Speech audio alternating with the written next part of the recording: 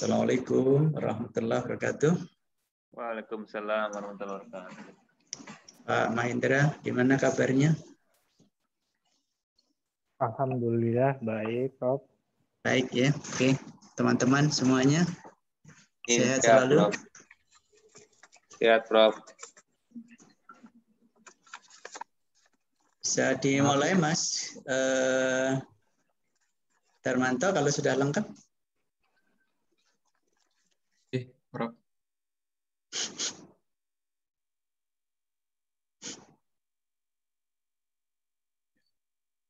Baik, sebelumnya bismillahirrahmanirrahim. Assalamualaikum warahmatullahi wabarakatuh.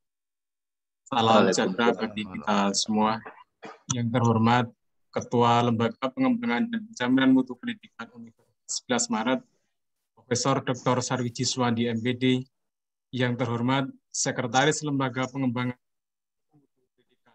Universitas 11 Maret, Dr. Yuda Taruno Murianto, SHMHUM. Yang terhormat narasumber kita pada hari ini, Bapak Pratama dari Direktorat Sumber Daya Pendidikan Tinggi Kementerian Pendidikan dan Kebudayaan. Yang terhormat Bapak Budi Legowo SSI MSI selaku moderator jalannya acara. Dan Bapak Ibu para peserta yang sudah bergabung secara virtual melalui media Zoom Cloud Meeting pada pagi hari ini. Puji syukur alhamdulillah kita panjatkan kehadiran Allah Subhanahu wa taala, Tuhan yang Maha Esa, atas segala limpahan dan karunia-Nya sehingga kita dapat berkumpul dalam keadaan sehat dan selamat pada acara workshop implementasi dan koordinasi Sister PKD hari ini, Senin 10 Mei 2021. Ada perangkaian yang akan kita lalui pada acara hari ini. Pertama, pengantar. Yang kedua, penayangan lagu Indonesia Raya. Yang ketiga, sambutan Ketua LPPMP Universitas 11 Maret. Yang keempat, paparan materi dari narasumber. Yang kelima, diskusi dan tanya jawab. Yang diakhiri dengan penutup. Baiklah Bapak Ibu, untuk mengawali acara, kita mulai dengan bacaan bismillah. Bismillahirrahmanirrahim. Semoga acara pada hari ini bisa lancar hingga selesai. Berikutnya penayangan lagu Indonesia Raya. Sekalian mohon dan sikap khidmat.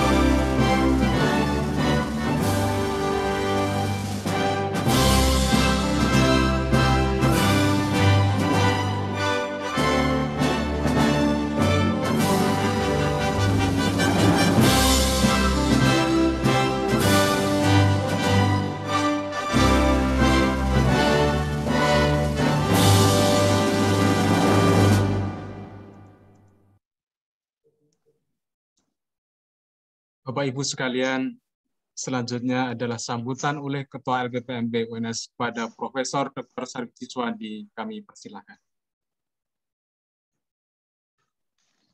Baik, terima kasih Mas Darmanto. Bismillahirrahmanirrahim. Assalamualaikum warahmatullahi wabarakatuh. Yang saya hormati Sekretaris LPPMP Dr. Yuda Taruno Murianto, SHMH, Yang saya hormati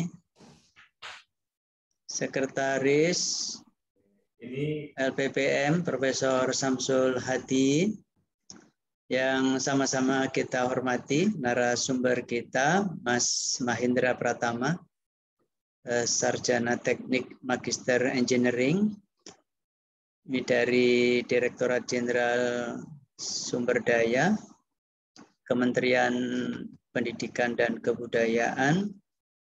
Beliau ini Pak Mahendra ini dosen Unila ya?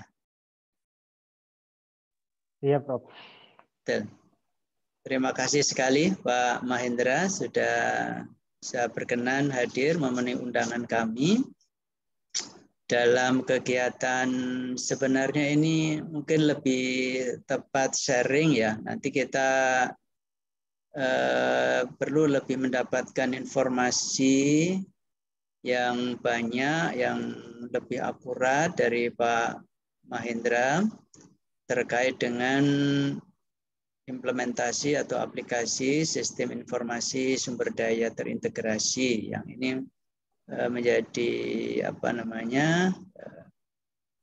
produk dari Dirjen Sumber Daya Manusia. Yang saya hormati Mas Budi Legowo, selalu ceria. Dan teman-teman dari tim Jamu, Penjaminan Mutu, Lembaga Penelitian dan Pengabdian kepada Masyarakat, yang tidak bisa saya sebutkan satu persatu, juga teman-teman di Penjaminan Mutu, di LPPMP, ini teman-teman, ada Mas Eko, Mas Bagus, dan sebagainya.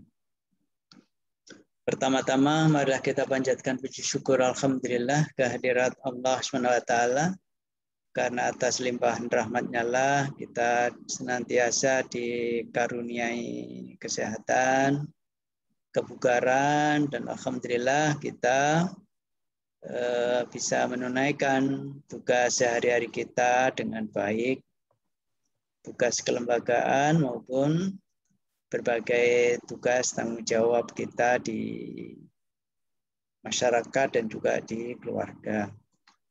Yang kedua, tentu saya mengucapkan terima kasih kepada Pak Mahendra Pratama, Sarjana Teknik Magister Engineering, yang di tengah-tengah kesibukan Mas Mahendra bisa menyempatkan waktu nanti bisa berbagi pada teman-teman khususnya teman-teman di LPPMP dan LPPM ya, terkait nanti bagaimana optimalisasi penggunaan sistem informasi sumber daya terintegrasi. Ini tentu sangat penting tatkala kita sudah memiliki sistem yang baik, nanti bisa digunakan secara baik pula, terutama untuk berbagai keperluan rekan dosen, untuk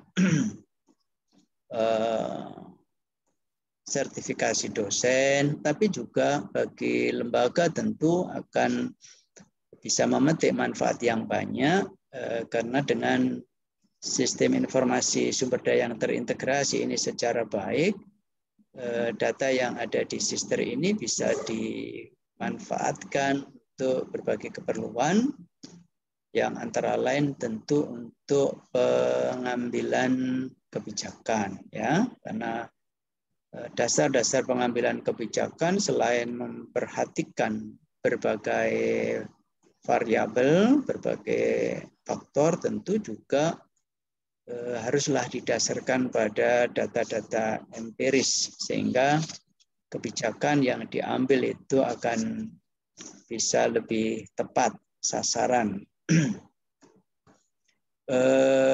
Mohon nanti kiranya, karena Pak Mahendra ini termasuk yang aktif di Direktorat Sumber Daya Manusia yang saya yakin lebih banyak mengetahui jerohannya sister itu nanti supaya bisa lebih memberikan informasi dan pencerahan pada kita semua, pada kami, sehingga di dalam membangun sister di Universitas 11 Maret itu menjadi lebih baik. Ya. Sekali lagi saya ucapkan terima kasih kepada Bapak Ibu dan nanti akan dipandu oleh Pak Budi Legowo, Magister Sains. Mudah-mudahan kegiatan yang kita lakukan ini nanti kita lebih banyak menimba informasi dari Mas Mahendra, bisa memberikan kemaslahatan bagi kita, khususnya yang terkait dengan melengkapi, membangun sister di universitas kita. Kalau ada kekurangan dari kegiatan ini, tentu kami mohon maaf yang sebesar-besarnya. Terima kasih. Assalamualaikum warahmatullahi wabarakatuh.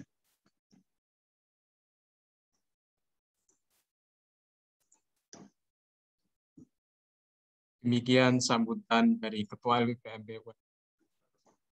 Dr. Sarwiji Suwandi, MPD. Bapak Ibu sekalian, langsung saja mari kita lanjutkan ke acara inti hari ini, yakni paparan materi dari narasumber dan nanti dilanjutkan diskusi dan tanya jawab. Selaku moderator acara adalah Bapak SSI MSI. Untuk itu kepada moderator acara sepenuhnya kami serahkan.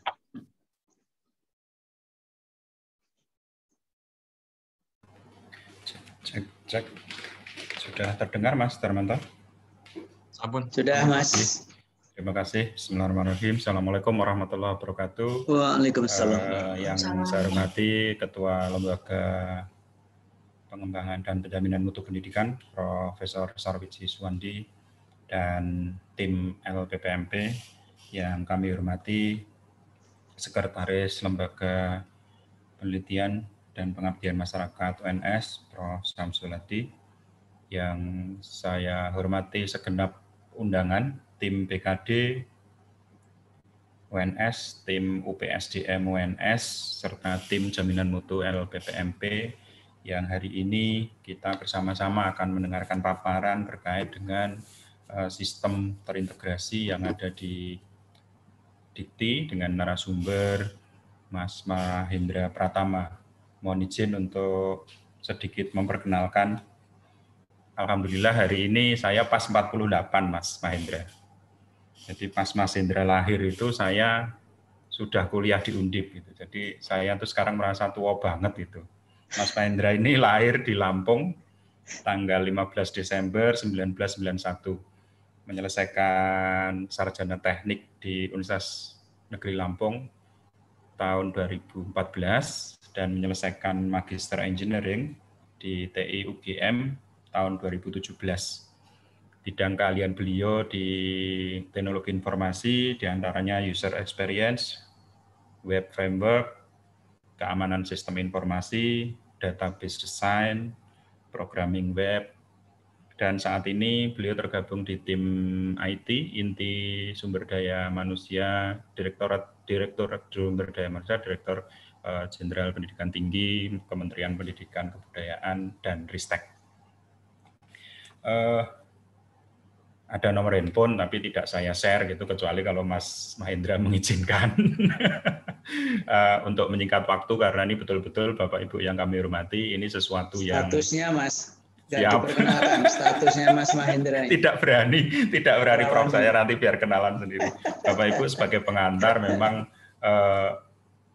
ini merupakan program yang sudah sangat lama, sistem terintegrasi, dan setiap perguruan tinggi sudah melakukan cloning, beberapa digunakan bahkan sampai kenaikan pangkat oleh LL Dikti ya Mas Mahendra, untuk pelaporan Serdos, kecukupan BKD, LKD, dan seterusnya. Mudah-mudahan dengan pertemuan hari ini, karena meningkatnya status penyelenggaraan Serdos yang tadinya tidak terintegrasi dengan Sister. Mulai tahun kemarin sudah diintegrasikan, bahkan menggunakan Smart Cerdos, Smart Sister gitu Mas Mahendra. Nanti mohon barangkali akan menjadi pencerahan untuk kita semua supaya seluruh data dan seluruh komponen yang dimiliki oleh dosen bisa terintegrasi, bisa digunakan untuk kemanfaatan yang lebih. Untuk menyingkat waktu sepenuhnya kami serahkan kepada Mas Mahendra karena sebagai narasumber utama. Nanti akan kita sambung dengan diskusi setelah paparan presentasi berakhir. Waktu sepenuhnya Mas Mahendra kami persilakan. Baik, terima kasih Pak Budi. Assalamualaikum warahmatullahi wabarakatuh. Selamat pagi menjelang siang Bapak Ibu sekalian. Maaf ini saya sedikit terlambat, ada sesuatu hal yang harus disegerakan di Unila. Saya langsung saja Bapak Ibu. Mungkin saya akan pemaparan singkat mengenai BKD.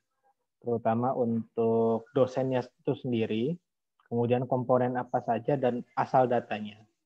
Karena ini belum saya sampaikan di YouTube saat sosialisasi sebelumnya, mungkin belum pernah dipaparkan, dan beberapa pemaparan dan juga rekam jejak tentang apa sih itu Sister. Jadi mulai dari latar belakang Bapak Ibu, ini berdasarkan dari kebutuhan data yang diproses Dirjen Pendidikan Tinggi atau Dikti, itu di mana data itu menyuplai data untuk perencanaan, eksekusi, dan juga monitoring evaluasi.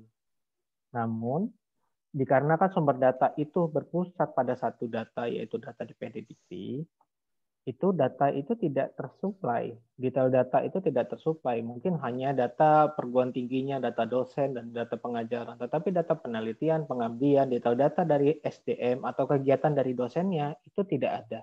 Bahkan data mahasiswa itu hanya beberapa PT yang bisa dihitung dengan jari, yang menyuplai datanya itu sampai detail dia skripsinya siapa, lalu pembimbingannya siapa, dan juga aktivitas mahasiswa. Oleh karena itu, perlu adanya beberapa sistem layanan, yang di mana sistem layanan itu untuk menyuplai dan memutakhirkan detail data tersebut. Dan juga harapannya bisa meningkatkan layanan di kementerian maupun peningkatan layanan dari perguruan tinggi. Oleh karena itu, berdasarkan Permen Ristek Dikti, waktu itu masih Ristek Dikti, Bapak Ibu, nomor 61 tahun 2016 tentang pangkalan data pendidikan tinggi, pasal 18, ayat 1 menyatakan data Pedadikti merupakan satu-satunya acuan dalam pelaksanaan kegiatan, kajian dan pengambilan keputusan terkait entitas pendidikan tinggi yang didata. Unit utama, lembaga akreditasi, dan sumber eksternal lain dapat membangun sistem untuk mengumpulkan data transaksional. Termasuk sekarang ini kita pakai untuk IKU dan juga klasterisasi, Bapak Ibu sekalian. Jadi, pengantar Sister, jika diibaratkan, dosen dan tendik itu memiliki portofolio yang ada. Ibaratkan portofolio itu adalah kulkas, di mana isi dalam kulkas tersebut ada beberapa kop makanan. Jika diibaratkan dengan portofolio, itu ada pendidikan formal, pengajaran, penelitian, pengabdian pada masyarakat, dan aktivitas pendukung lainnya. Portofolio tersebut itu bisa dilihat oleh reviewer atau asesor. Jadi reviewer atau asesor ingin melihat portofolio dosen atau tendik, tinggal membuka saja portofolionya. Kalau diibaratkan dalam kulkas, berarti tinggal membuka kulkas tersebut. Itulah yang kita beri nama SISTAR atau Sistem Informasi Sumber Daya Terintegrasi. Di mana itu pimpinan PT dan juga kepegawaian bisa memonitoring secara langsung portofolio dari dosennya. Dan juga jika ada proses bisnis seperti PAK, Serdos, dan saat ini BKD, itu tinggal klaim saja, tinggal diambil. Tanpa harus melakukan pengisian ulang atau masukin bahan makanan yang sama. Di mana portofolio tersebut tersinkronisasi ke pangkalan data dan juga bisa meningkatkan karir dosen. Harapannya dengan semakin lengkapnya portofolio. Karir dosen yang bisa dimaksud dengan apa? Yaitu PAK atau Serdos. Di mana di sini kita ceritakan tentang aliran data Bapak Ibu. Pangkalan data adalah sumber sentral ya, sentral datanya atau pusat datanya. Di mana di situ ada Forlab atau PD Dikti, kemudian ada Simtendik, feeder prediktif, sister backend, Sinta yang hanya menarik data dosennya, dan Litapmas. Itu adalah, kalau kita lihat ada 5 aplikasi yang saling tersinkronisasi ke pangkalan data dikti yang berhubungan dengan SDM dosen atau Tendik. Namun untuk Sinta hanya menarik data dosennya saja atau data peneliti yang merupakan data dosennya dan juga data home base-nya. Dia mengajar di mana, dia home base-nya di mana, di perguruan tinggi mana, prodi apa, dan juga NIDN atau NIDK. Hanya itu. Lalu data penelitiannya dari mana? Data penelitiannya itu hasil crawling dari 3 indeks, Web of Science, Scopus, dan juga Google Scholar. Namun data ini tidak tersinkronisasi ke PDDikti. Bagaimana cara untuk mensinkronisasinya? Sister menyediakan jembatannya. Jadi dari Sinta itu disinkronisasi ke sister front end, lalu disinkronisasi ke sister back end, dan baru dialirkan ke pangkalan data dikti atau PDDikti. Di mana pada PDDikti, Kemdikbud itu untuk manajerial perguruan tinggi dan sumber daya, satuan manajemen sumber daya. Saat ini kami sedang memintakan SMS bukan hanya menginputkan fakultas dan juga prodi maupun jurusan, kami juga memberi masukan untuk menambahkan beberapa detail data SMS karena satu manajemen sumber daya data referensi ada 8. Saat ini baru bisa diinputkan hanya 3. 5 data itu sedang kami ajukan, salah satunya untuk menambahkan UPT, Unit Pelayanan Terpadu, atau badan pengelola yang di perguruan tinggi. Seperti itu. Dan juga untuk menerbitkan dosen, meregistrasikan dosen, dan juga mengakhiri dosen. Mengakhiri dosen itu bagaimana? Seperti pensiun, meninggal, hilang, dan lain sebagainya. Kemudian di SIM Tendik, ini untuk sistem informasi yang ada di Tendik, Bapak Ibu. Lalu ada feeder PDDikti, sister front end dulu, itu ke PDD atau PDT, yaitu perubahan data dosen dan perubahan data Tendik. Kemudian feeder PDDikti itu di bagian pengajaran, pembimbingan, pengujian, dan aktivitas kemahasiswaan. Sedikit berbeda, yang dimana feeder PDDikti ini hanya dikhususkan untuk pengajaran, tetapi karena sister mulai digunakan di Serdos 2019, ada 3 tambahan yang menjadi spotlight dari perguruan tinggi yang menggunakan feeder, yaitu pembimbingan, pengujian, dan aktivitas kemahasiswaan.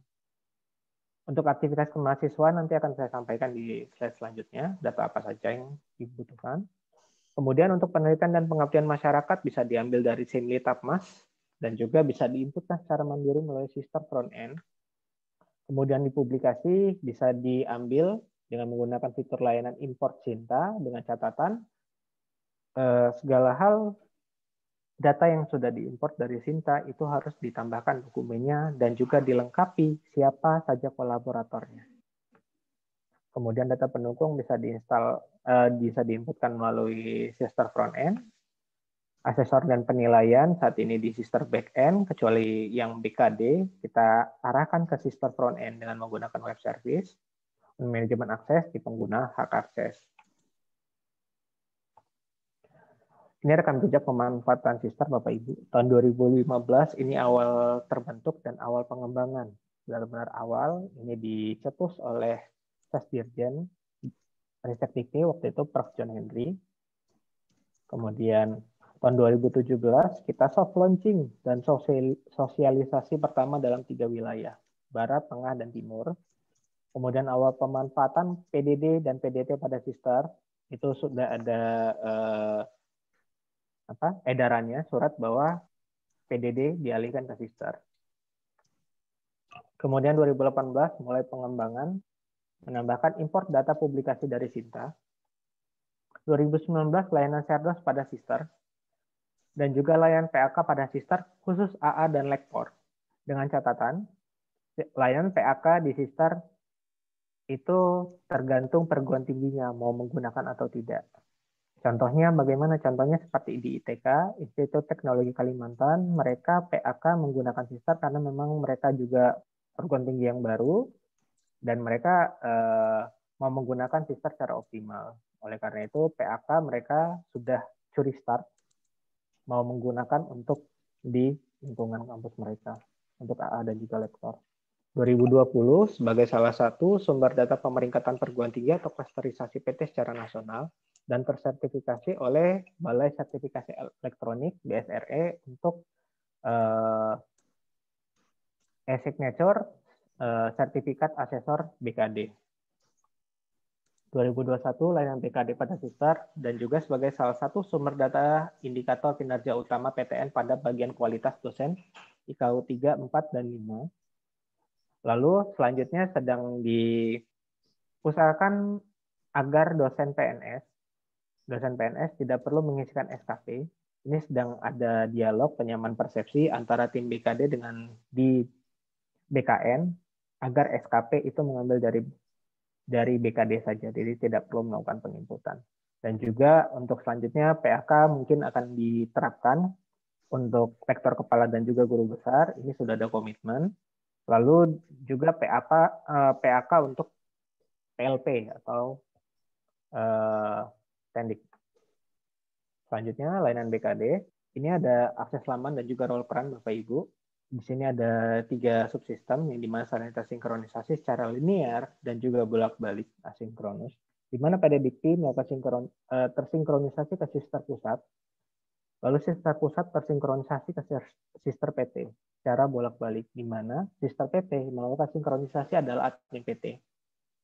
Sedangkan di sister pusat melakukan sinkronisasi di bagian Direktorat Sumber Daya. Yang mengakses dan juga perannya di sister PT itu ada admin PT, unit BKD internal PT atau prodi, dosen dan juga asesor BKD. Untuk Direktorat Sumber Daya itu di sister pusat dan juga LLBK kementerian lain. Ini rencana perannya Bapak Ibu untuk dosen mengisikan portofolio di sister PT setiap waktu dan memutahirkan data pribadi masing-masing, melakukan pengisian dan verifikasi LKD setiap periode dibuka untuk pelaporan. Untuk asesor melakukan penilaian LKD. Unit BKD internal prodi itu melakukan plotting asesor untuk menilai LKD dan melakukan penyimpulan LKD. Di mana unit BKD internal prodi merupakan unit kesatuan terkecil dari unit BKD internal PT. Di mana unit BKD internal PT itu mengakomodir 1 PT, sedangkan untuk internal prodi itu mengakomodir 1 prodinya saja. Admin PT dan juga TIK membuat untuk mengubah pengguna dengan peran sebagai unit BKD internal PT atau unit BKD internal prodi pada manajemen akses, melakukan sinkronisasi pada aplikasi sister dan feeder PDDikti, menjamin pasok data bagi feeder PDDikti, mengintegrasikan sistem akademik lokal dengan feeder PDDikti, mengadministrasikan instalasi sister dan aksesnya. Catatan, asesor tidak perlu membuat peran sebagai asesor, namun tetap menggunakan peran sebagai dosen yang memiliki NIRA, yang telah diregistrasikan secara mandiri di sister PT masing-masing. Pembuatan peran unit BKD internal prodi diperuntukkan untuk PT yang memiliki jumlah dosen yang banyak. Untuk menambahkan peran atau akun, dengan peran tersebut bisa berkoordinasi dengan admin PT untuk membuat akunnya di manajemen akses. Semua alur BKD dilakukan pada menu layanan BKD pada halaman sister. Ini asal data portofolio pengisian BKD Bapak Ibu. Di sini ada 4 kategori pelaksanaan utama, yaitu pelaksanaan pendidikan, penelitian, pengabdian, dan penunjang. Di mana pelaksanaan pendidikan hampir semua bisa diinputkan melalui sister, namun ada beberapa data yang hanya bisa didapatkan melalui feeder PDDikti, yaitu pengajaran, pengujian, pembimbingan, dan juga aktivitas kemahasiswaan. Kemudian pelaksanaan penelitian itu sumber data bisa diinputkan secara mandiri melalui sister, secara keseluruhan, atau bisa menggunakan import dari Sinta dengan catatan harus melengkapi detail datanya. Kemudian ada Simulitapmas, itu bisa didapatkan, bisa diperoleh untuk pelaksanaan penelitian dan juga pengabdian dengan catatan Bapak Ibu dosen jika sumber data dari Simulitapmas harus menyertakan dokumennya pertama. Kedua, memilih apakah ini termasuk penelitian atau pengabdian. Kemudian pelaksanaan penunjang, semua diinputkan melalui sister. Yang pertama dilakukan, semua dosen wajib memiliki akun di sister PT-nya untuk memutakhirkan data. Pengecekan akun bisa melalui manajemen akses. Dengan role admin PT bisa membuat peran unit BKD internal PT dan unit BKD internal prodi. Unit BKD internal L2 Dikti atau kementerian lain akan dipersiapkan untuk bisa dibuat pada bulan Juni 2021. Penjelasan singkat mulai pelaporan LKD untuk dosen, Bapak Ibu. Jika pada sebelumnya, PO sebelumnya, dosen itu melaporkan semester sekarang dan membuat rencana semester depan. Namun di PO BKD 2021 ini sedikit berbeda, yaitu Bapak Ibu hanya perlu melaporkan saja semester berjalan atau semester sekarang. Rencananya bagaimana? Rencana sistem akan membuat ketika laporan sudah diverifikasi. Jadi Bapak Ibu hanya fokus di laporan. Biarkan sistem yang menentukan rencananya sesuai dengan laporan Bapak Ibu. Jadi kita tidak melanggar undang-undang, bahwa harus mengisi rencana dulu, tetapi rencana akan dibuat oleh sistem sesuai dengan laporan. Ini penjelasan tampilan Bapak Ibu, di mana di sini ada informasi waktu pelaporan, ada penarikan kinerja, kapan periode pengisian, kapan periode penilaian. Di mana penarikan kinerja adalah rentan waktu portofolio yang diambil. Kalau di sini dicontohkan 1 Januari 2020 sampai 31 Juli 2020. Berarti semua kegiatan dari pelaksana pendidikan sampai penunjang itu diambil dari rentan waktu 1 Januari 2020 sampai 31 Juli 2020. Di mana periode pengisian, kalau di sini contohnya 1 Oktober sampai 31 Desember, dan juga periode penilaian. Di bagian bawahnya, ini adalah tabulasi kegiatan. Bapak Ibu bisa melihat, di sini ada biodata, pelaksana pendidikan, pelaksana penelitian, pengabdian, penunjang, dan simpulan.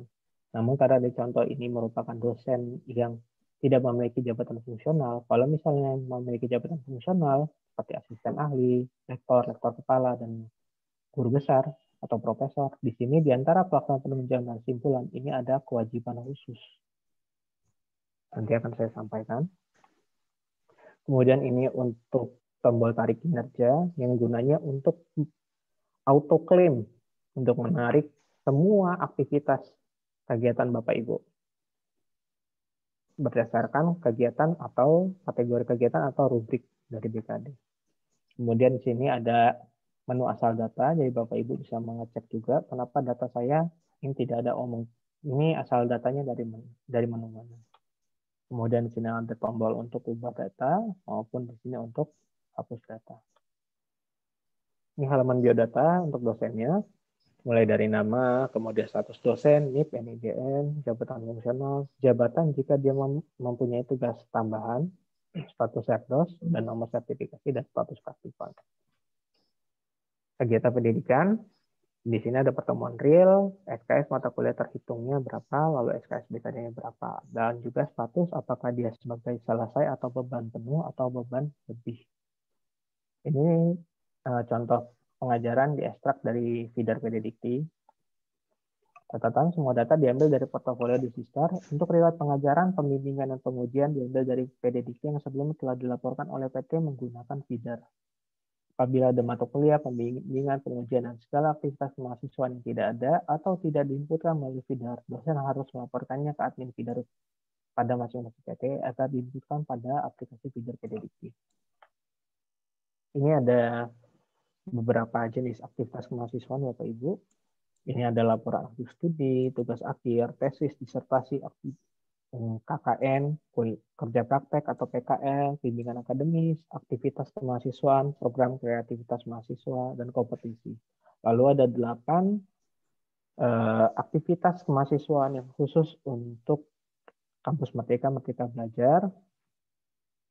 Itu ada magang atau praktik kerja, asistensi mengajar di satuan pendidikan tinggi, lalu penelitian atau riset, proyek kemanusiaan, kegiatan wirausaha, studi atau proyek independen, membangun desa atau kuliah kerja nyata tematik. Bukti kinerja dosen yang dilaporkan bisa diunggah melalui portofolio sesuai kegiatan yang dilakukan.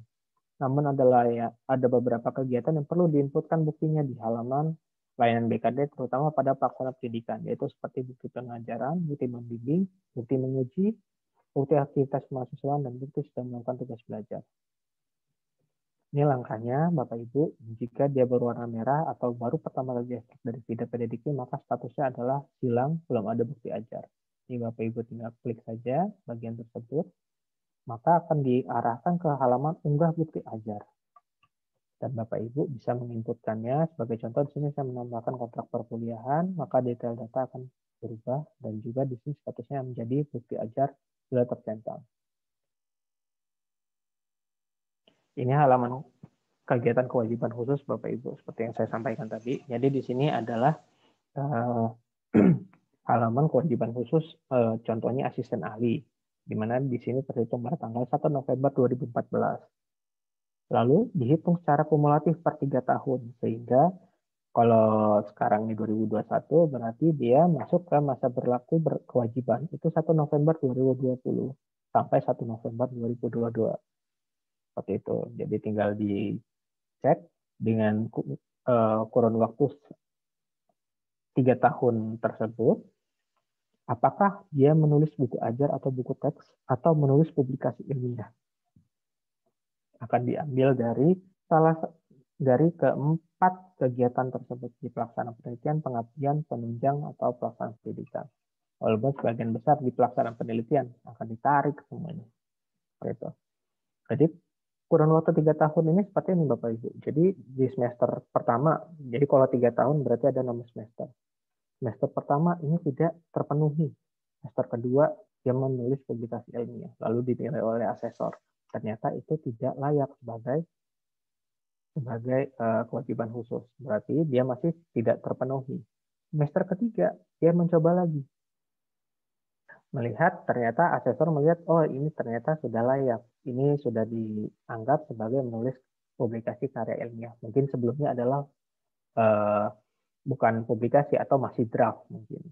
Seperti itu. Begitu dicek, ternyata sudah publish, baru bisa diklaim. Berarti dia akan terpenuhi sampai, kalau di sini rentan waktu sampai 1 November 2022. Seperti itu Bapak Ibu.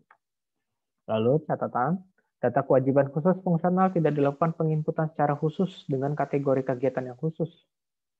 Namun mengambil dari portofolio sister sesuai dengan syarat per 3 tahun. Secara 3 tahun berdasarkan tanggal ekstra fungsional terakhir akan dilakukan pengecekan di portofolio. Lalu halaman simpulan ini sekarang terbagi menjadi 2. Di bagian atas ini simpulan untuk kewajiban BKD-nya, yaitu pelaksanaan pendidikan. Lalu di sini kami menambahkan SKS lebih, di mana di sini dibilang tidak memenuhi karena kelebihan 6,5 SKS, sehingga dosen yang bersangkutan harus mengklaim beberapa kegiatan yang merupakan beban lebihnya. Seperti itu. Jadi kita tidak membatasi berapa kegiatan, asalkan diklaim mana yang beban lebih. Seperti itu.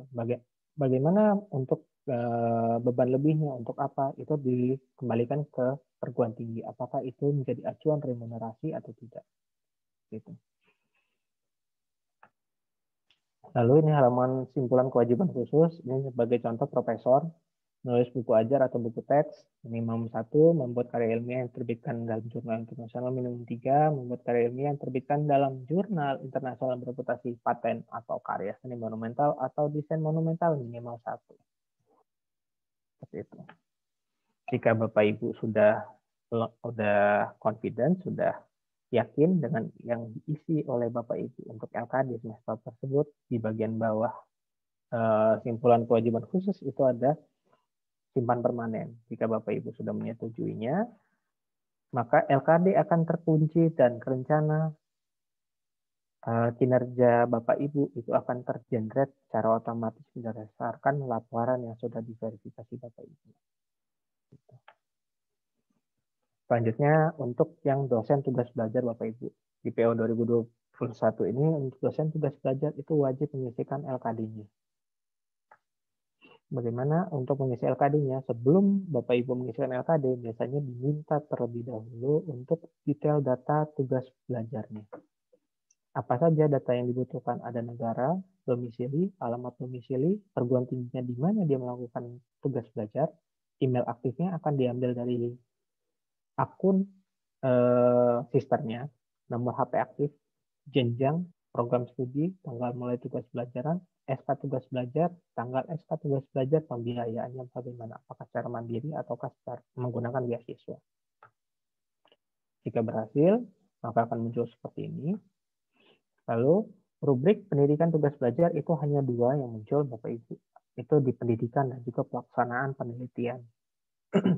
Di mana untuk yang pendidikan, Bapak Ibu hanya perlu melaporkan laporan studi Bapak Ibu per semester. Sebagai contoh, ingin menambahkan, Bapak Ibu tinggal klik saja yang belum ada laporan studi pada semester tersebut, kemudian klik tambah laporan studi. Biasanya Bapak Ibu diminta untuk memilih semesternya yang mau dilaporkan. Jika sudah memilih, menambahkan dokumennya. Sebagai contoh, di sini saya menambahkan laporan studinya adalah laporan. Bisa KRS, bisa transkrip, dan lain sebagainya. Seperti itu Bapak Ibu. Maka di halaman simpulan tugas belajarnya menjadi 12 SKS. Itu saja Bapak Ibu. Terima kasih.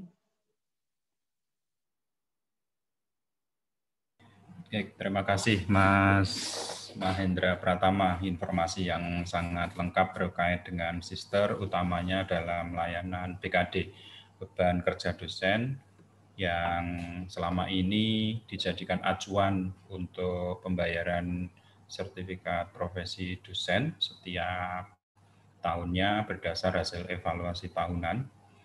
Yang sebelumnya ada 3 berkas ya Mas Mahendra ya. Ada berkas 1 adalah BKD, berkas 2 LKD, dan berkas 3 adalah berkas yang berupa daftar pengajuan nama-nama yang berhak atas sertifikasi yang diajukan oleh perguruan tinggi per November dan akan dibayarkan pada Januari tahun berikutnya. Masih rada hafal saya Mas Mahendra kalau yang itu. Baik Bapak Ibu.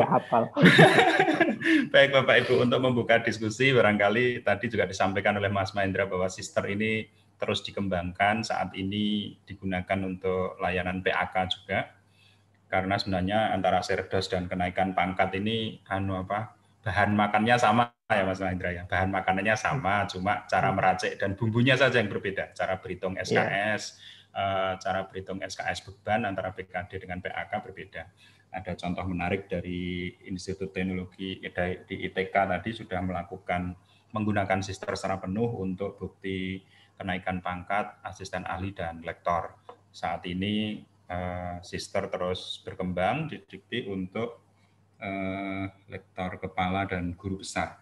Salah satu yang menarik itu tadi saya sedang chat juga dengan koordinator BKD di Universitas Prof. Sarwiji. Ini kalau betul-betul terjadi dan dilakukan ini sinyal bahaya ini Mas Mahendra. Sinyal bahaya karena 2 kali evaluasi 3 tahunan sampai saat ini belum dilakukan. Sehingga kewajiban lektor kepala dan guru besar yang tidak terpenuhi pun belum terdeteksi. Nah, ini kelihatannya kalau pengumpulan data, penyuplai data di sister sudah digunakan dengan masif, sepertinya Prof. Samsul ini nanti di LPPM yang harus betul-betul membantu teman-teman produk-produk penelitian dan seterusnya supaya evaluasi 3 tahunan tidak membawa korban di UNS, Mas Samsul. Baik Bapak Ibu, untuk membuka diskusi saya buka untuk teman-teman jika ada pertanyaan ke Mas Mahendra berkait dengan pengisian secara langsung, verifikasi, kelebihan SKS atau hal-hal lain yang bersifat teknis, misalnya pengumpulan data dari tingkat fakultas atau prodi, terus peran TIK, bagaimana mengcloning sister secara penuh sehingga seluruh elemen yang bisa digunakan di sister pusat juga bisa digunakan di sister UNS secara lebih baik. Monggo Bapak Ibu, untuk kesempatan pertama ini kami persilakan kalau ada pertanyaan. Sepertinya Mas Samsul, Prof. Samsul sudah open mic ini mau menanyakan sesuatu ini. Monggo Prof. Samsul. Halo. Siap. Assalamualaikum warahmatullahi wabarakatuh. Waalaikumsalam. Matur nuwun paparannya Mas Mahendra dan bapak-bapak semua, ibu-ibu semua. Jadi kemarin sudah diskusi dengan Mas Yudo. Jadi intinya kan pertanyaan saya ke Mas Mahendra itu adalah kepastian. Apakah semua proses yang dilakukan oleh dosen itu nanti akan bisa harus melalui sister gitu. seperti tadi BKD, kemudian penelitian, pengabdian, publikasi kan semuanya kan sudah ada semua. Nah tadi kan makanannya sama, cuma meraciknya beda-beda lah. Apakah itu nanti semuanya memang diarahkan ke sister? Karena yang terakhir, yang tadi salah satu slide tadi kan menyatakan bahwa kinerja rektor untuk IKU berapa tadi, 345 atau berapa itu tadi kan dari sister, nggih. Iya. Nah, apakah itu karena kan seperti kita ketahui bersama di UNS itu kan kita juga berlomba untuk menyiapkan fasilitas secepat-cepatnya ke dosen, sehingga kita sudah bikin BKD sudah, kemudian untuk pengabdian penelitian kita sudah punya laman tersendiri dan sebagainya. Jadi jangan sampai kita nanti sudah bikin ternyata sudah difasilitasi oleh sister dan itu malah yang mempunyai hierarki paling tinggi gitu. Itu aja Mas Mahendra. Itu dulu. Terima kasih Prof. Samsul. Mas Mahendra, di UNS ada SI pendukung untuk data-data seperti yang dipaparkan oleh Mas Mahendra tadi. Ada IRIS 1103 untuk penelitian dan pengabdian masyarakat, mulai proses pengajuan proposal hingga bukti-bukti luaran, termasuk jurnal dan proceeding. Terus ada laman remunerasi yang membackup SKP hingga LKP, dan luaran BKD atau laporan LKD setiap semester sebagai dasar bayar Serdas dan dasar bayar Remun.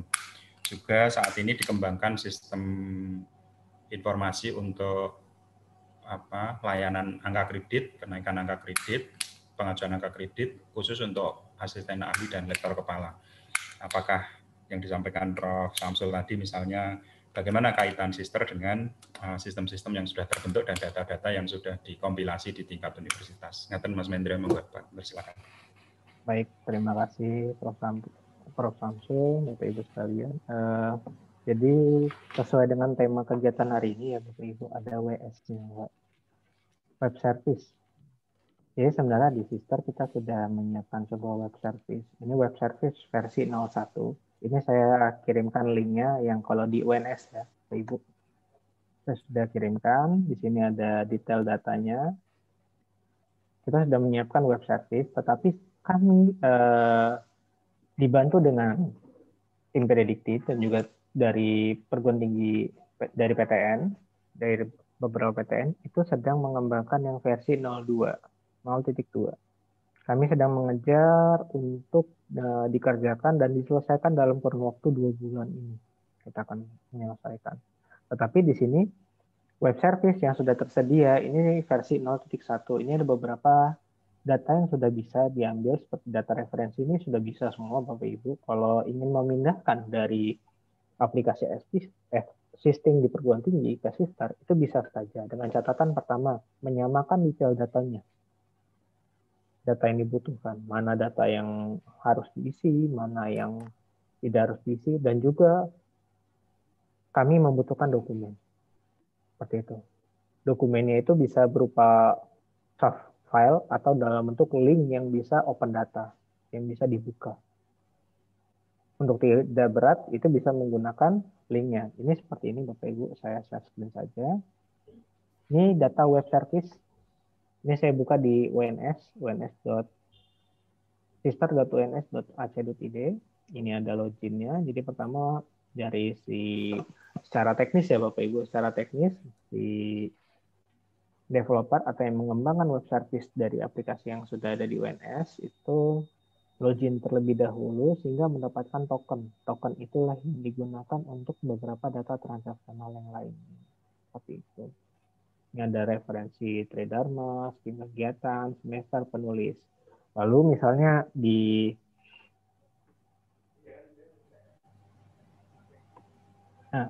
ada publikasi Bapak Ibu. Jadi Bapak Ibu bisa menambahkan publikasi dengan menggunakan web service. Di sini ada. Kami sudah menyediakan. Mungkin akan kami tambahkan satu lagi detail data bernama quartile. Ini yang terbaru di sister, belum kami update di sister PT, tapi kami sedang mengembangkan untuk menampilkan data kuartil untuk data publikasi yang terindeks.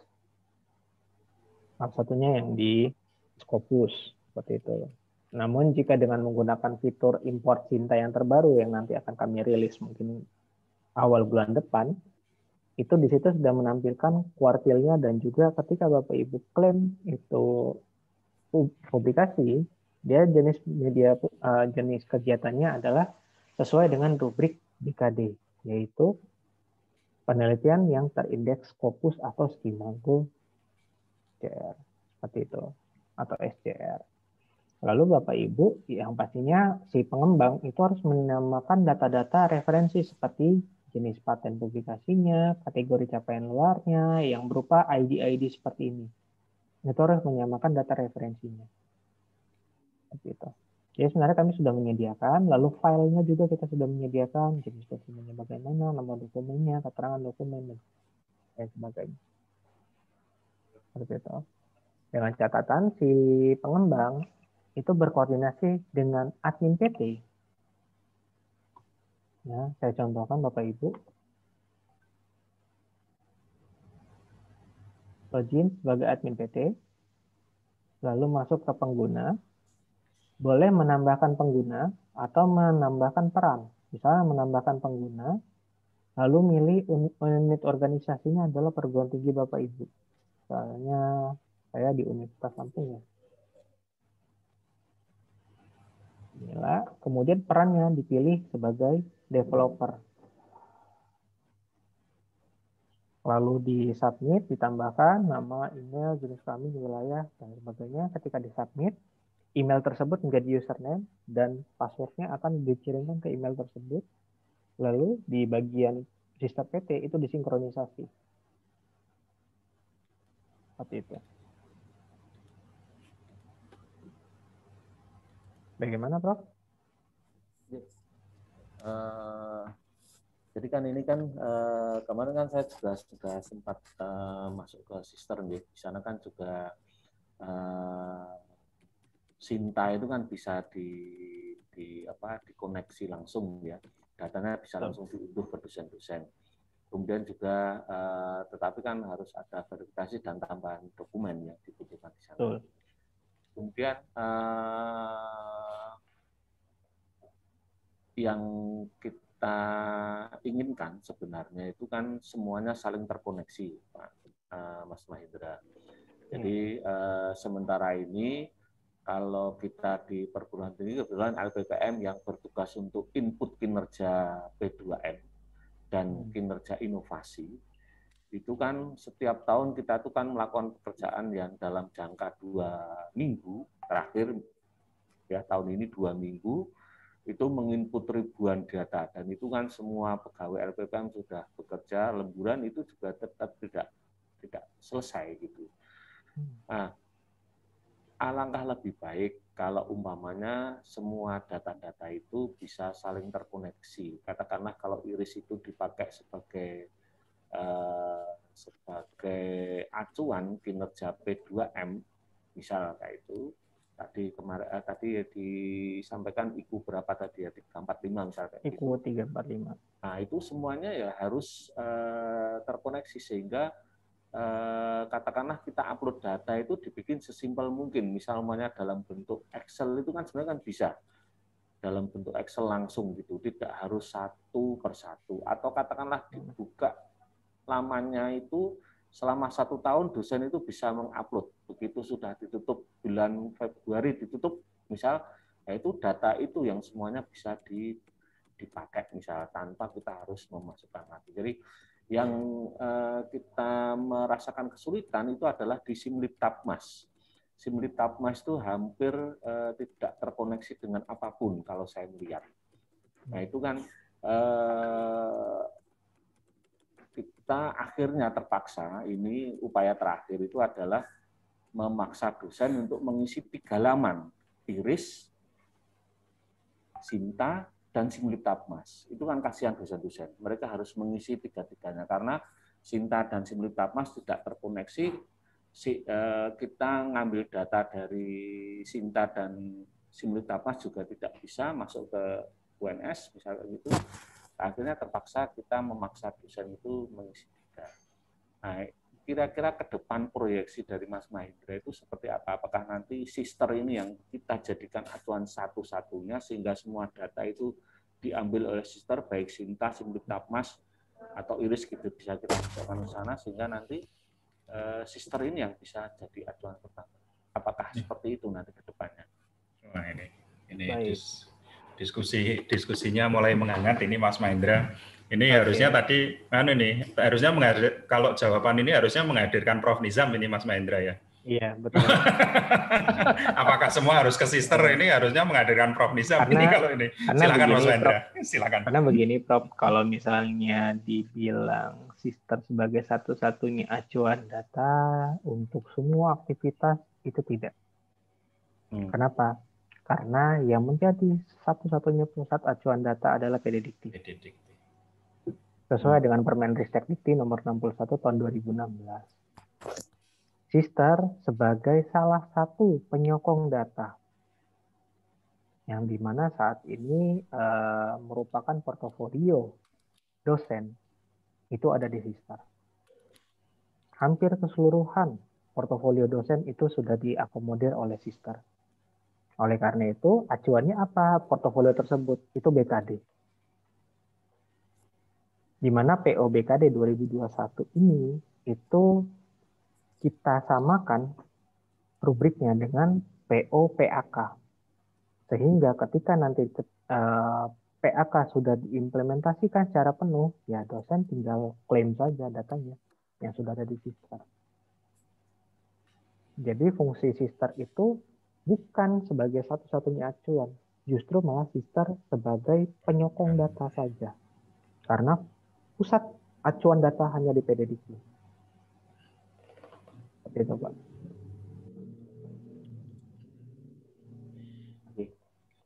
Gitu, Prof Samsul. Siap-siap. Diselesaikan secara Adat. secara adat. Jadi gini Mas Mahendra, salah satunya kebetulan saya selama ini diminta untuk melakukan uji BKD uji BKD yang ada di UNS oleh teman-teman. Beberapa kali kita sudah coba masuk, kelihatannya setupnya belum dibuka untuk layanan BKD ya, masih selalu dijawab 404 gitu ya. Kemarin sudah saya sampaikan ke teman-teman. Yang pertama ingin saya sampaikan berkait dengan penelitian dan pengabdian yang disampaikan oleh Prof Samsul tadi tidak terjadi di pendidikan, Mas Mahendra. Jadi di pendidikan ini pengumpulan data PDDikti karena kan tim fakultas akan melaporkan sebagai pengumpulan PDDikti untuk pengajaran dan seterusnya, sehingga di sister sudah bisa kita lihat apa yang kita lakukan untuk tiap semesternya. Nah, hal yang tidak sama terjadi di penelitian dan pengabdian, barangkali nanti tugas penunjang yang lain. Karena input datanya kan melalui Simlitapmas dan Sinta. Sementara Prof Samsul dan tim ini memiliki pasukan karena memang universitas juga membutuhkan data, banyaknya penelitian dan seterusnya.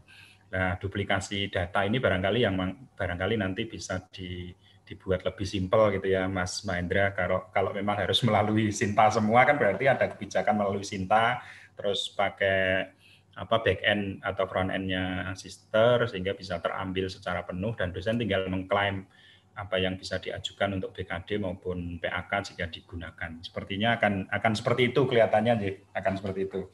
Monggo, untuk Bapak Ibu yang lain barangkali ada pertanyaan. Ini ada Prof Adi Ratri juga dari Jamu LPPM, ada Mas Herman juga, Saputro, dan Bapak Ibu yang lain kalau ada pertanyaan kami persilahkan. Ampun Pak Budi, tadi saya mendengarkan Pak Samsul kan di sebelah saya ini. Oh, ternyata jejer ya. Saya berarti di atasnya ini. Kami bertiga ini. Siap. Ada yang lain barangkali yang secara teknis? Monggo, Mas Iksan, Mas Bagus. Saya mau tanya Pak. Mas Rudi, Mas Iksan. Oh, Mas Iksan Ribuneon. Monggo. Boleh, Mas Rudi. Mas Mahendra, mohon maaf. Kalau kita kan di LPPMP mengurus data terkait dengan pendidikan pengajaran di Siakat. terkadang itu setiap kali satu semester itu sudah terlaksana gitu, tapi datanya masih ada yang belum masuk begitu. Kalau misalkan ada susulan-susulan data itu, apakah masih bisa kalau sudah terintegrasi di Sister, gitu Mas? Baik, begini Mas. Kebetulan baik tadi dilakukan ketika akhir semester. Sedangkan biasanya kita melaporkan ya akhir semester juga. Yeah. Dengan menggunakan feeder prediktif.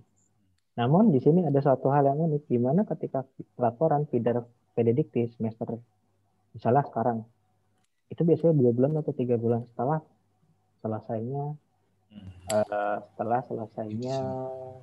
semester. Setelah selesainya semester, 2 bulan atau 3 bulan. Bahkan kadang bisa diperpanjang sampai 4 bulan, seperti bulan sekarang. Ini dapat perpanjangan 1 bulan. Seperti itu. Jadi enaknya seperti ini. Jadi kita juga sudah berkoordinasi dengan tim prediksi bagaimana dengan pelaporan. Ya kan, kalau misalnya periode pelaporan mulai dari tanggal 10 ini sampai tanggal 17. Oh, ada data yang belum diinputkan nih. Oh, masih ada periode pelaporan, ya inputkan lagi. Dan kami berkomitmen ketika data ini sudah desinkronisasi, kita coba paling lambat itu 1 hari untuk tersinkronisasi ke Sister pusat, baru di Sister PT.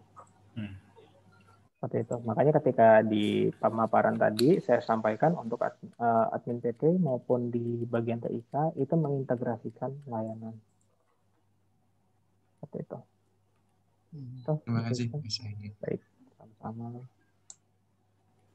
Oke, bagus Mas Ehsan ini. Jadi kadang-kadang utamanya di pengujian dan pembimbingan Mas Mahendra. Biasanya kan yang terjadi itu kalau di pengajaran itu kan sejak awal semester kita tahu ngajar apa, akan berakhir kapan gitu. Tapi kalau pembimbingan itu kan kadang-kadang mahasiswa bisa molor selesainya juga, terus kita dapat pembimbingan dalam termin-termin tertentu, itu barangkali juga ini selama ini menjadi perhatian kalau di sistem BKD yang ada di UNS.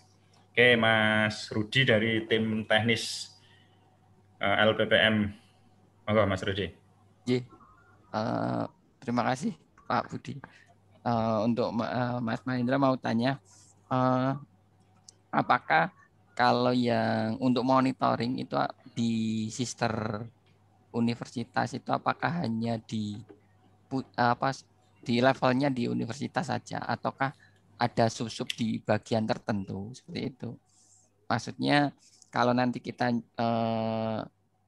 kan kita coba kita pelajari untuk web service-nya ini untuk input datanya, untuk input data seperti penelitian, pengabdian dan seterusnya kita sesuaikan. Nanti kan kita untuk misalkan Prof Sam pengen view data seperti itu, apakah memungkinkan di level bukan universitas tapi di unit seperti itu. Gitu. Kemudian satu lagi Mas Mahendra, kalau tadi kan untuk monitoring IKU universitas atau kinerja rektor nanti dari Sister nggih. Untuk IKU bukan monitoring sih. Penilaiannya. Salah satu indikator sumber data. Salah satu indikator sumber data indikatornya itu Sister. Oh, lah itu posisinya apakah juga di level univ itu bisa memonitoring seperti itu? Maksudnya monitoring saat ini tuh capaiannya sampai seperti apa gitu, apakah memungkinkan seperti itu? Jadi maksudnya universitas itu tidak di akhir tahun terus ternyata hasilnya seperti ini seperti itu. Misalkan di pertengahan seperti ini kan kita monitoring, oh ternyata yang kurang IKU ini dan seterusnya, kan kita bisa push dan seterusnya. Mungkin itu aja Mas Mahendra Sun. Ini tim IT di LPPM ya Mas Mahendra yang pegang kendali tentang data-data, sehingga kadang-kadang ditanya Pak Rektor ini capaiannya udah seberapa banyak itu, kalau belum mendekati janji itu yang dikejar ya itu Mas Rudi. Monggo Mas Mahendra silakan. Kita senasib kok Mas. Sesama IT developer ya Mas ya, siap. Sesama tim tidur di atas yang 10 ya Mas ya.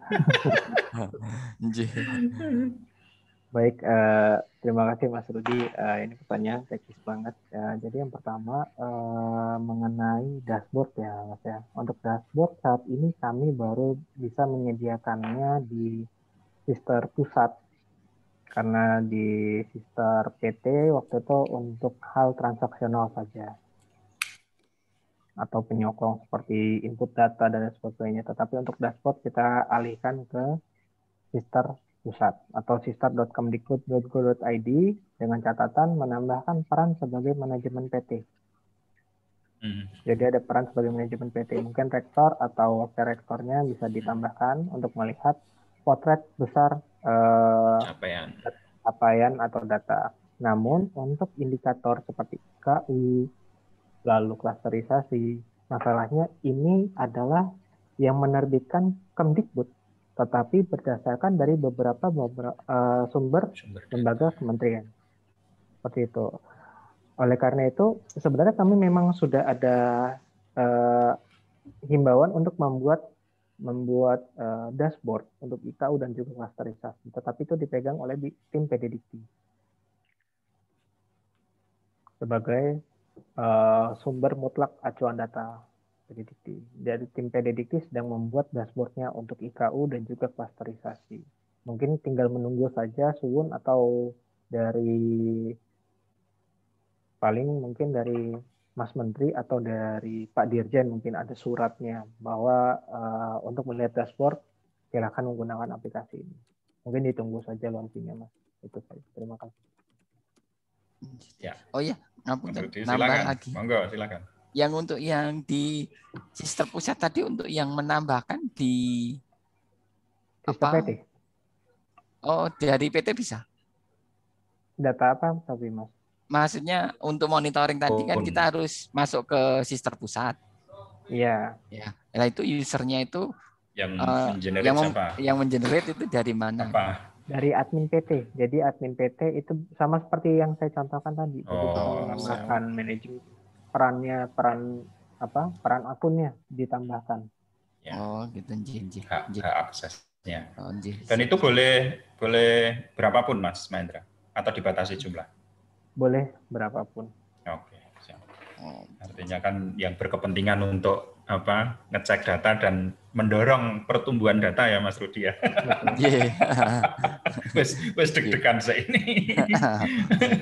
Monggo Bapak Ibu yang lain barangkali ada pertanyaan yang bersifat teknis maupun non teknis ya, secara administratif misalnya dari teman-teman di kepegawaian atau dari teman-teman yang lain. Kami persilahkan dari UPSDM kalau ada yang rawuh hari ini.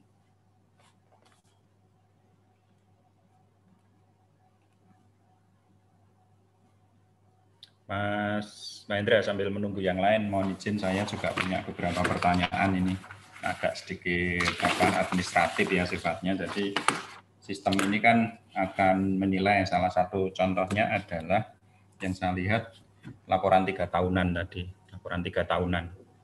Nah ini apakah berimplikasi pada misalnya penghentian serdos atau tunjangan ya, penghentian tunjangan jika kewajiban 3 tahunan ini tidak tercapai? Apakah pembicaraan juga sampai di sana? Mengingat 2 kali ya, sudah 6 tahun ini, 3 kali 2 evaluasi, yang terakhir kemarin di akhir 2020 pun 2017 tidak ada evaluasi, 2020 belum ada evaluasi juga gitu, sehingga apakah dengan sister ini akan menjadi, kalau sekarang itu seperti penyekat gitu ya, boleh mudik dan nggak boleh mudik gitu. Jadi boleh dapat serdos sama nggak dapat serdos, karena sepertinya sister akan memberikan data siapa saja yang berhak mendapat serdos dari kecukupan 12 sampai 16 SKS. Kalau yang saya lihat seperti itu ya, kalau kita memasukkan semua data penelitian, pengabdian, pengajaran dan produk-produk yang lain dalam kurun 3 tahunan akan dievaluasi.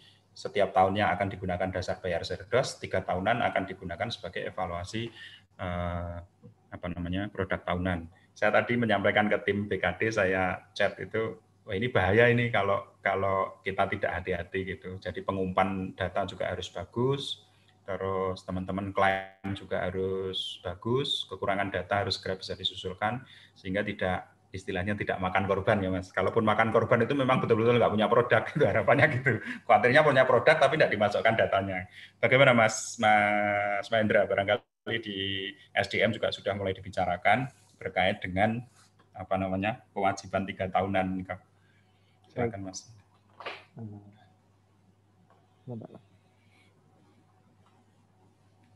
Ini Bapak Ibu.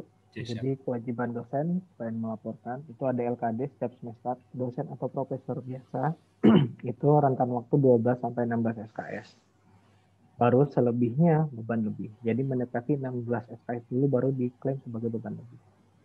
Untuk dosen atau profesor dengan tugas tambahan itu minimal 3 di bagian pendidikan. Dan sampai 16 SKS. Dengan catatan mendekati 16 dulu baru bisa diklaim sebagai beban lebih, sama saja. Lalu ada kewajiban khusus per 3 tahun. Ini untuk syarat 3 tahun guru besar itu disamakan sesuai dengan PAK. Lalu selebihnya ini berdasarkan dari kriteria-kriteria artikel turunan dari guru besar. Jika guru besar itu tidak memenuhi standar kewajibannya per 3 tahun, bahasa tim BKD itu merenggut kehormatan guru besar ini. Kehormatan seperti apa? Tunjangannya dihentikan. Bisa dipotong, bisa dihentikan, seperti itu. Atau perlu dievaluasi kembali jika dalam kurun waktu beberapa kali. Namun jika tidak terpenuhi untuk jabatan fungsional yang lain, seperti AA, lektor kepala, itu dikembalikan ke perguruan tinggi. Apakah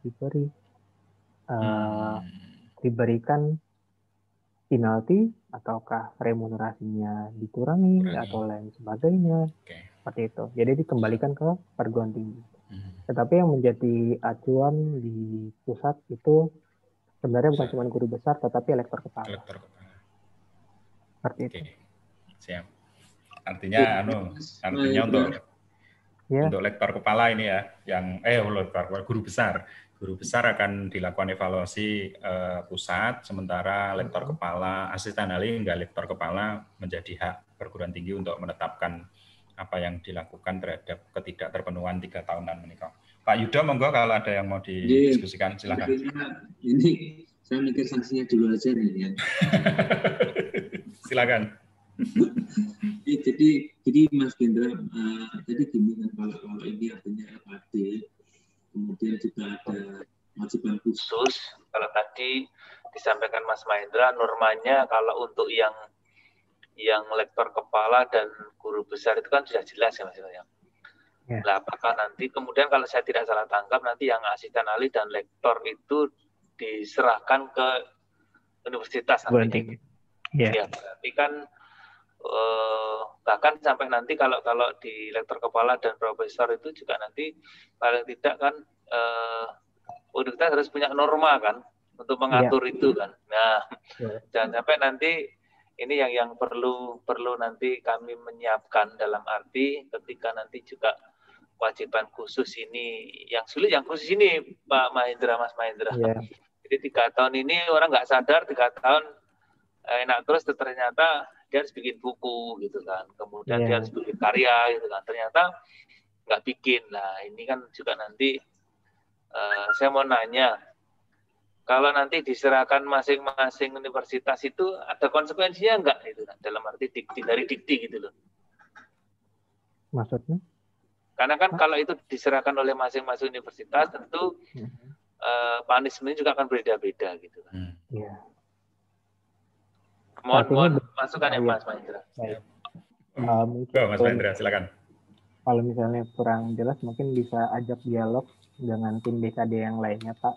Yang pastinya untuk AA dan juga lektor itu diserahkan ke perguruan tinggi. Dengan catatan kalau misalnya dalam kurun waktu 3 tahun si AA atau lektor ini tidak menulis 1 buku atau 1 artikel jurnal nasional minimal loh Pak.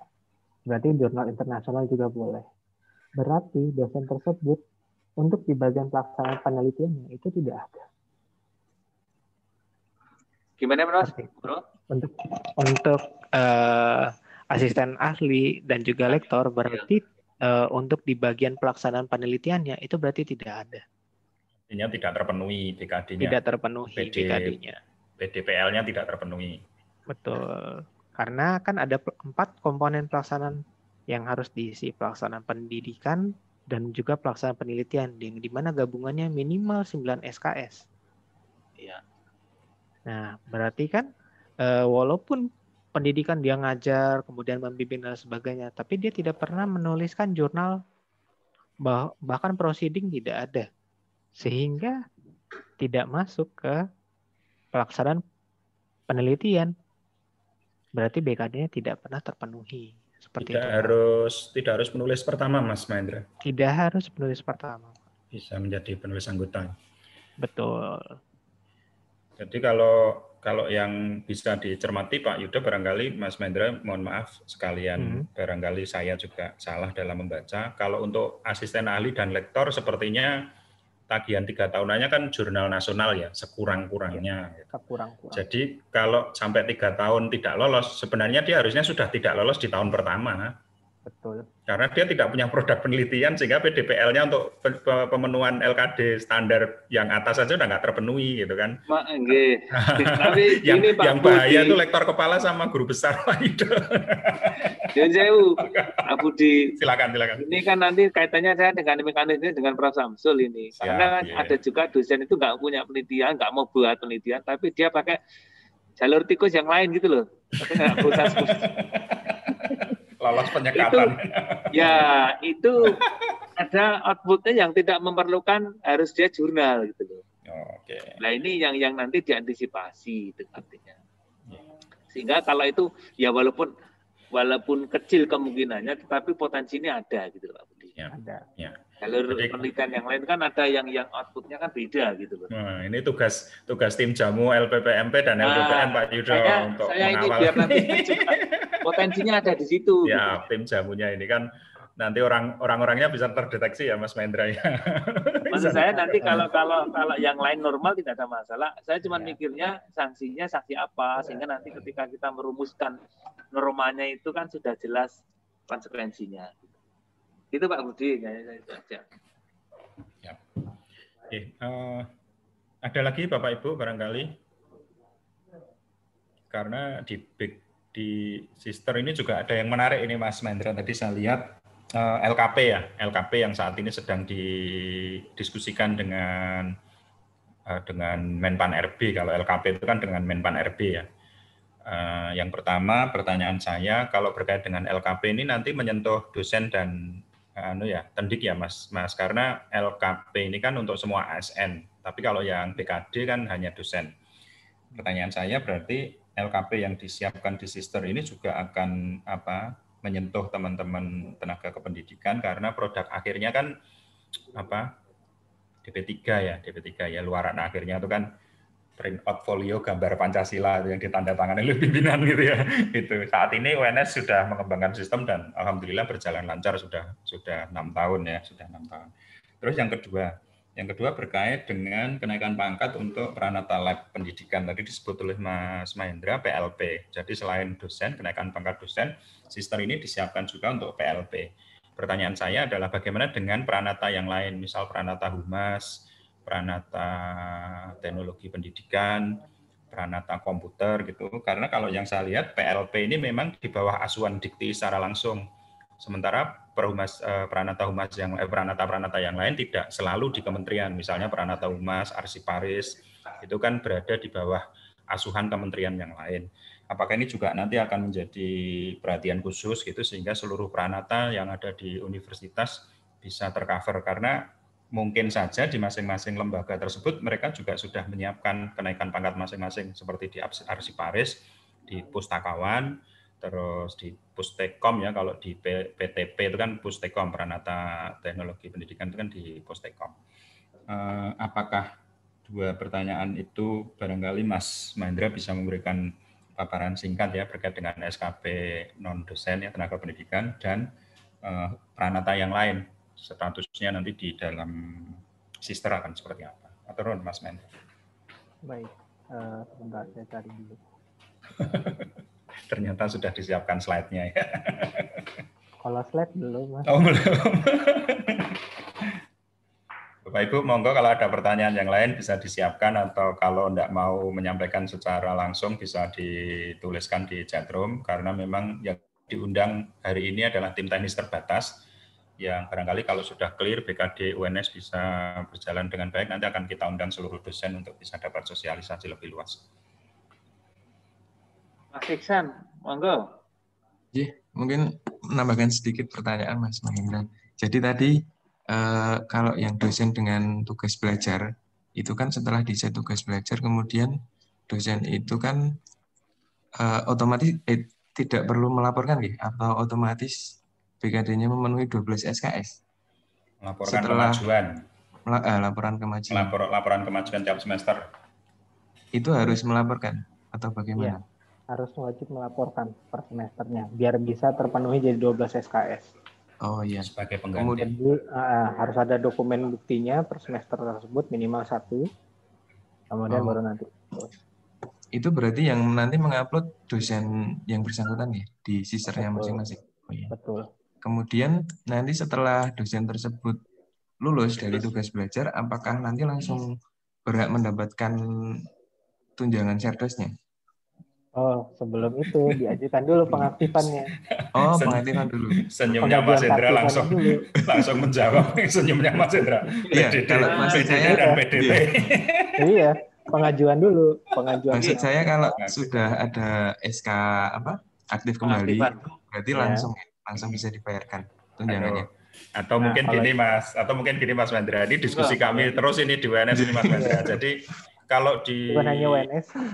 Ya, kalau di PD Dikti itu kan status pengaktifan kembali itu akan secara otomatis terjadi, utamanya yang ITB di dalam negeri ya. Begitu universitas menyatakan yang bersangkutan sudah lulus dari UGM gitu misalnya, status dia langsung aktif, tidak TB lagi gitu. Yang selama ini kita pahami kan seperti itu. Artinya apakah memang perlu pengajuan seperti halnya teman-teman pengaktifan kembali yang lulusan luar negeri, karena kalau lulusan luar negeri itu kan masih ada penyetaran ijazah dan proses-proses yang lain karena universitasnya kan tidak terkoneksi ke PD Dikti.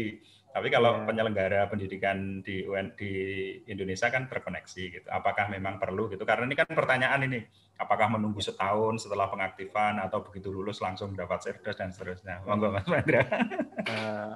Ini kalau menurut pemahaman sama ya, Pak.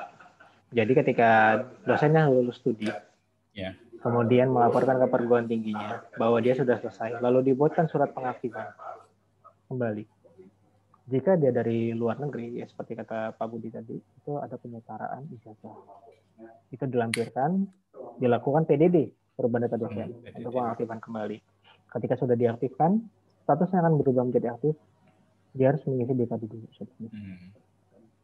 Baru bisa untuk selanjutnya dibayarkan seperti itu. Jadi tetap harus mengisi BKD-nya terlebih dahulu untuk yang aktif, bukan yang tugas belajar. Dibayarkannya atas 12 SKS. Iya, atas 12 SKS. Enggak, maksudnya 12 SKS pada saat dia status TB atau harus melakukan kegiatan 3 Tridharma baru dibayarkan pada semester berikutnya Mas Mahendra? Selama ini ketika dia sudah aktif, langsung aktif ya. Jadi berdasar catatan terakhir kemajuan atau kelulusan gitu ya. Oke, siap. Betul. Itu jawabannya Mas Esan dicatat Pak ini. Budi. Pak Yudo langsung protes. Pak Yudo. Satu lagi Mas Mahendra. Jadi silakan. Misalkan ada dosen yang sebelumnya kan non PNS di sini, itu sudah memiliki serdos. Kemudian diterima jadi CPNS. CPNS kan otomatis statusnya berubah. Kemudian menjadi tidak boleh. Tidak boleh. Kemudian setelah jadi PNS lagi ada SK PNS-nya keluar. Itu apakah bisa langsung dibayarkan atau menunggu in-passing gitu? Bahasanya in-passing-nya dari misalkan asisten ahli atau rektor kepala itu nunggu itu dulu atau dari SK PNS-nya berhak dibayarkan? Seharusnya sudah langsung bisa dibayarkan, Pak. Seharusnya. Dari SK PNS-nya tersebut? SK PNS-nya. Oh, iya. Karena sumber kemarin ada kasus seperti itu. Seperti itu. Iya, terima kasih.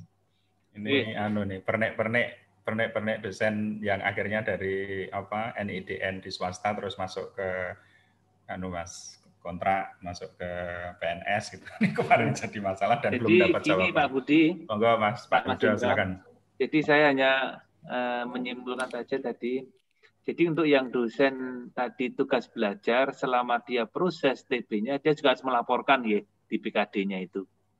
Melaporkan itu dalam arti dia tetap belum mendapatkan serdosnya ya.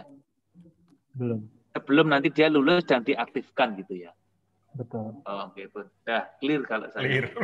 Yang TB tidak diberikan serdosnya karena kalau dia lulus langsung otomatis gitu. Karena perjuangannya belum berhasil untuk serdos yang mendapat TB yang mendapat serdos masih diperjuangkan. Tapi ada satu lagi Pak. Iya. Moga-moga diwakili Mas Iksan ini. Mumpung Mas Mahendra mumpung ada. Jadi kadang itu ada dosen yang tugas belajar tapi tidak lulus. Kemudian sudah diaktifkan kembali. Itu apakah juga langsung berhak memenuhi 12 SKS-nya? Itu bagaimana? Saya tambahkan Mas Iksan. Benar.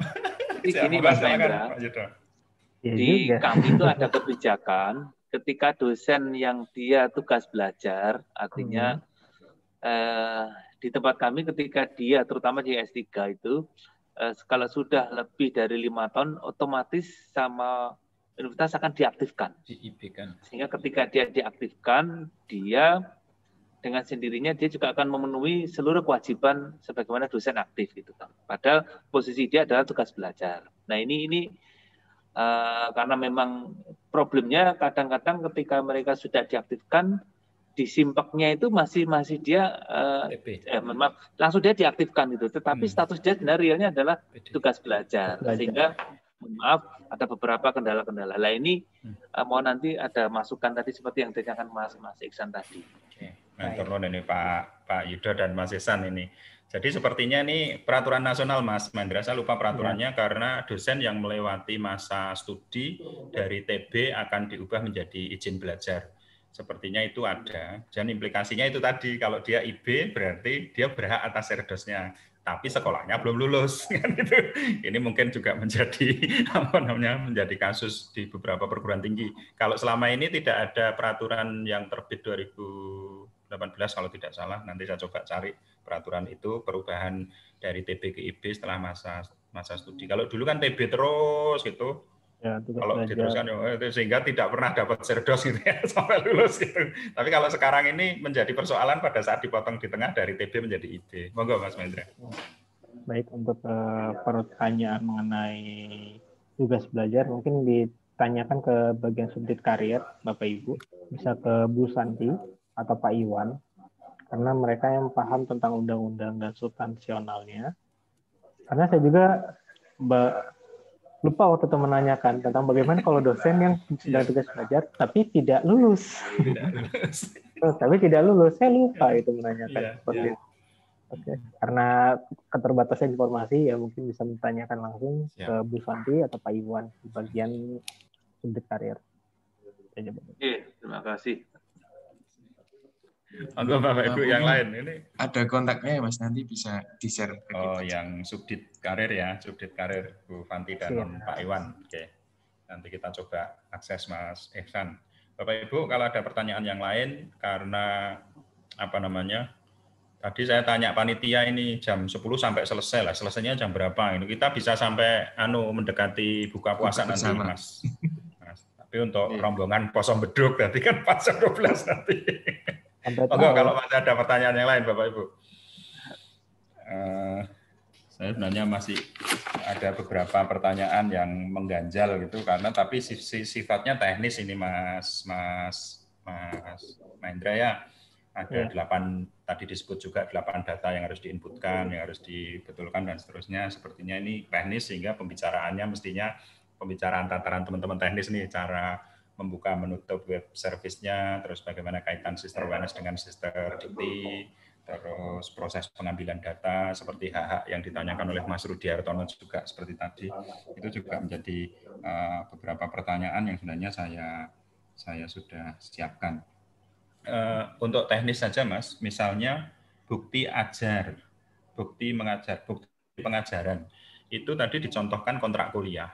Apakah bisa mengajukan bukti-bukti yang lain, ataukah di Sister sudah ada acuan atau panduan, misalnya untuk penelitian bukti yang harus diupload apa, untuk pengajaran bukti yang harus diupload apa, yang boleh gitu ya.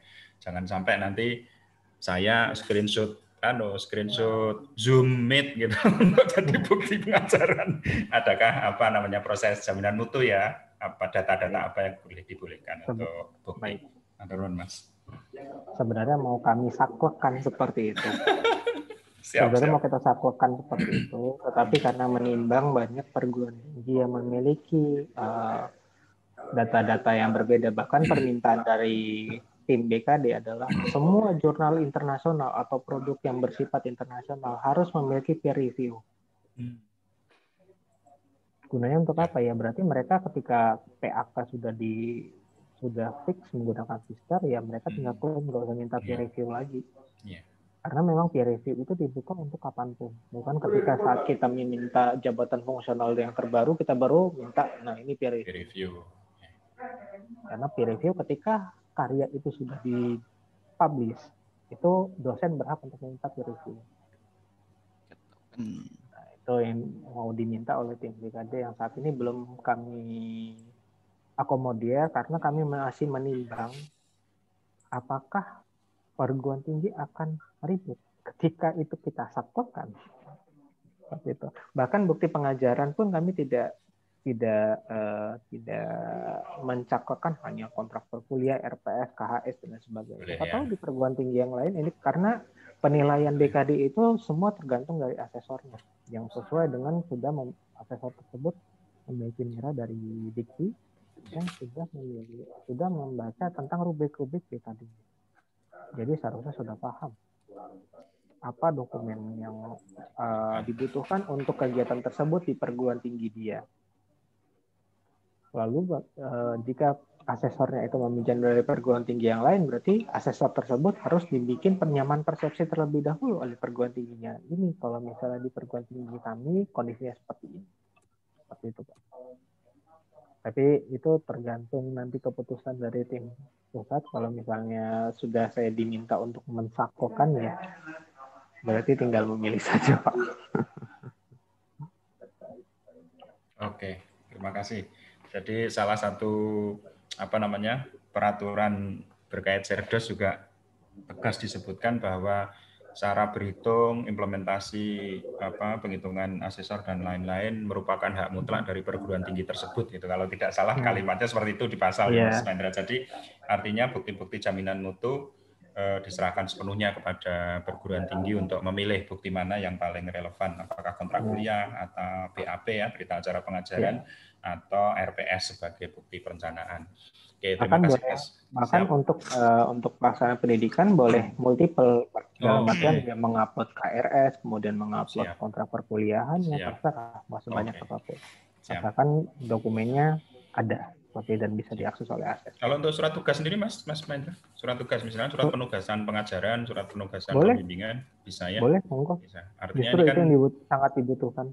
Siap. Karena ini kan sebenarnya menjadi hak dari PD Feeder ya, PD Feeder di masing-masing fakultas, karena yang mengenerate surat tugas apapun di pendidikan pengajaran itu kan di fakultas.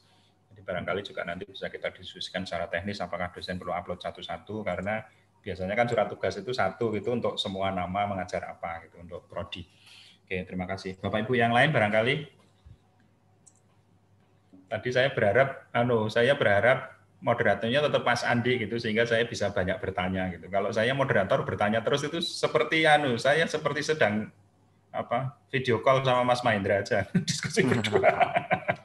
Enggak, yang lain silakan. Barangkali di LPPM masih ada ganjalan berkait dengan produk-produk. Ini berkait dengan seluruh produk yang ada di PO-PAK, Mas Mahendra ya? Iya. Monograf, penyadur buku, buku referensi ya. Itu kelihatannya seperti itu ya. Itu antara BKD dan PAK memiliki kesamaan status untuk bisa dinilai dengan SKS yang berbeda ya, sesuai dengan perhitungan. Oke. Mak Yuda masih ada? Mas Bagus? Wicaksono. Mungkin satu lagi ya, Pak. Boleh, 2 juga boleh, Mas. Silakan. Nanti implementasinya BKD di Sister ini efektifnya mulai kapan ya, Mas? Maksudnya apakah semester depan itu harus sudah atau bagaimana? Baik, saya akan tampilkan suratnya.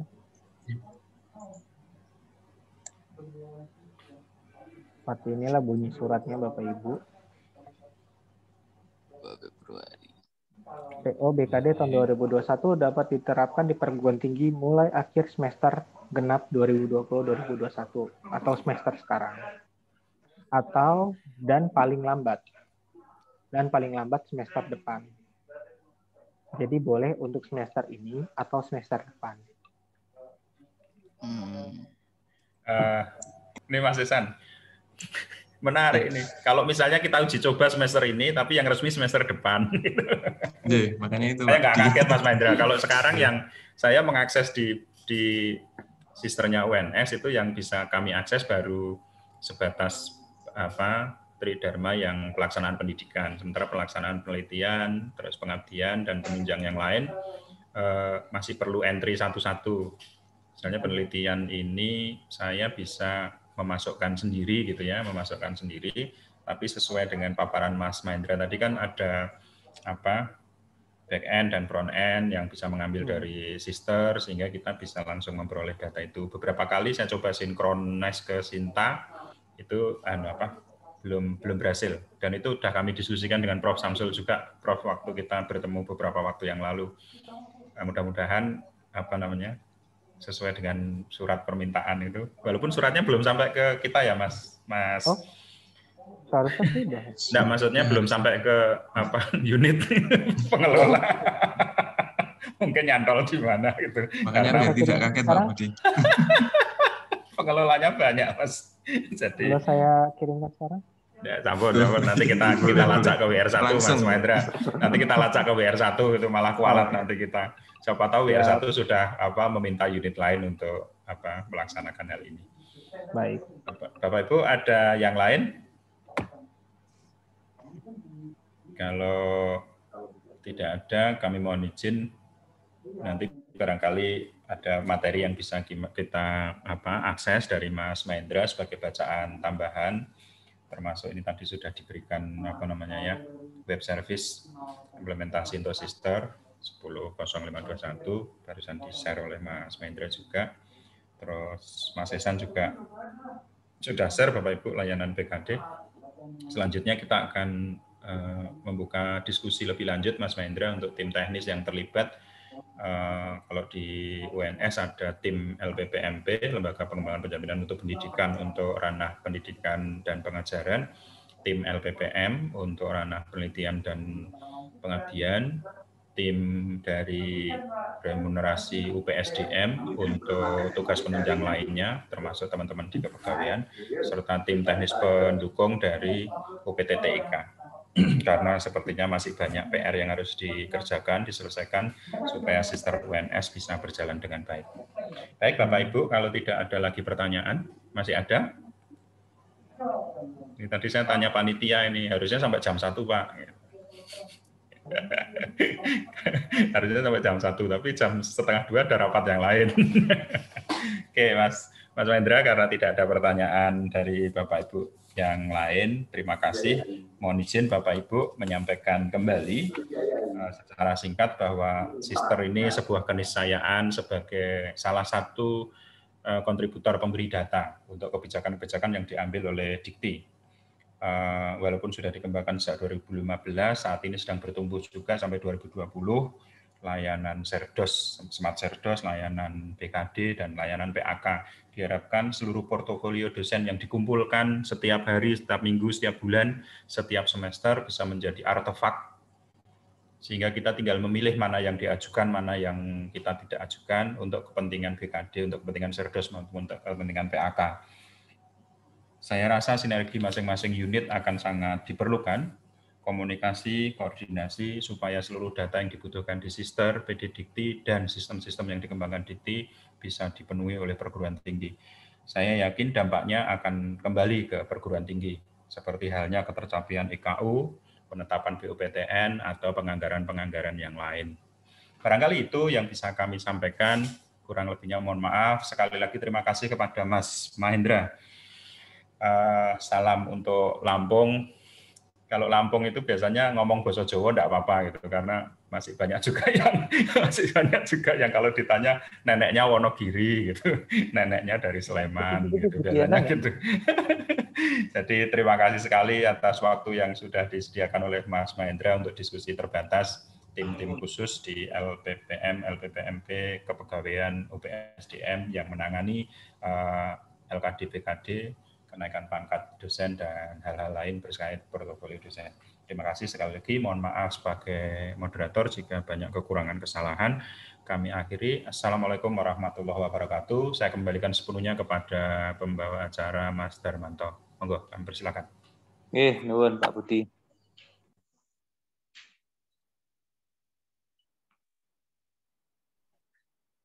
Terima kasih Pak.